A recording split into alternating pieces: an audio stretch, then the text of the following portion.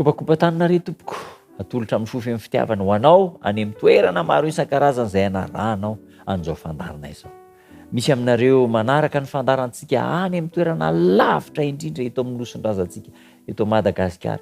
Mankasitraka an'izy ireny any amin'ny farany atsimo indrindra, any amin'ny farany avaratra indrindra, Atsinanana na Andrefana, dia manaraka amin'ny pitiavana ary mizara mankasitraka an'izy ireny isika. Any ampitan-dranomasina any dia be no manaraka ny fandarana izay ataontsika. Aoka Jesosy no mitarika antsika. Loha hevitra lehibe tsara, miverimberina. Manina moa no verimberina? Satria mety ho adino, mety tsy norarahina, dia averina androany. Aleo Jesosy hitarika ny fiainanao, hitarika ny fiainako. Jaona 4:19, hainao tsenjery. Hoy Jesosy taminy, izao no lalana, fahamarinana ary fiainana. Tsy misy mankany amin'indray afa-tsy amin'ny alalako. Jesosy no lalana, izy no fahamarinana, izy no fiainana. Raha mba fantatrao, raha mba fantatsika fa mpivahintsika eto amin'ity tany ity, tsy misy olona mankany amin'indray afa-tsy amin'ny lalana. Ho aiza ny fiainanao? Mizotra makaiza ny fiainantsika? Amin'ny alalan'i Jesosy Kristy. Io lalana io no masina indrindra. Tsy azo leferina anaraka an'io lalana io. Tsy azo leferina ho tonga any ny fiainana feno fahotana. Fa natao azo ny rehetra diavina ny lalana. Eny fa na dia ny fanahy trotraka sy misalasala ny fiainana azy, ny fanahy malemy sy mangovotra indrindra, dia afaka mandray an'i Kristy ary afaka mandeha amin'io lalana io. Hitako ny fomba hanavotana anareo izy Jesosy. Mahita vahaolana Jesosy hanafahana antsika rehetra eo an-dalam-pahaverezana. Indro ananako ny taratasy fanafahana anareo izay tsy nasiany, izay nasiany tompon'ny lanitra, nasian'Andriamanitra tombo-kase.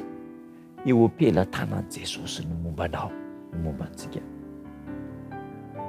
Ny isan-jato be indrindra amin'ny famonjenantsika dia efa natolotra Kristy eo, efa vitan'i Jesosy.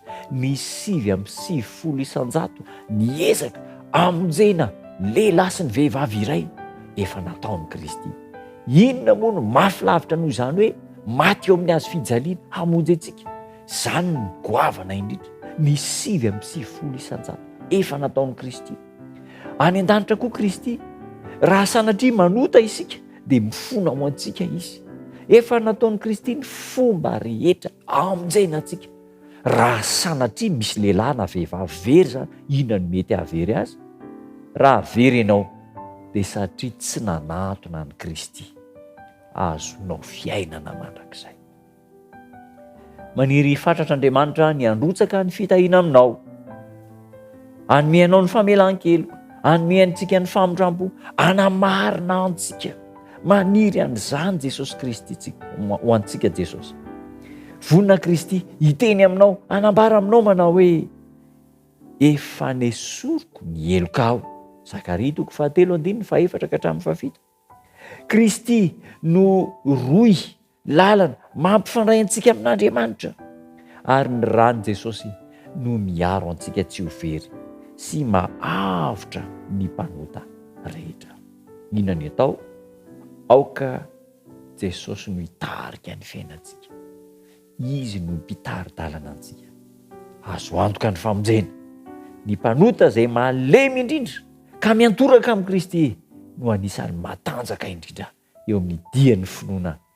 Hitanao Jesosy, hanampy anao, hampahery anao, hampahery antsika rehetra. Hivavaka isika. Saotranao Jesosy malala fa mahazo antoka fa miaraka aminay ianao. Efa mato anay teo amin'ny hazo fijaliana ianao. Namela ny fahotanay any an-danitra koa ianao. Mifona ho an'ny fahotanay. Solo vava ho anay eo anatrehan'ny fitsaran'Andriamanitra. Nahoana ny tsy voavonjy izay Jesosy Kristy? Ianao no mpitari-dalana anay. Manaiky an'izany izay. Te feo ny fonay, anaiky ny fitariana ataonao. Tononona ny vavaka amin'ny anaranao irery ihany. Amen.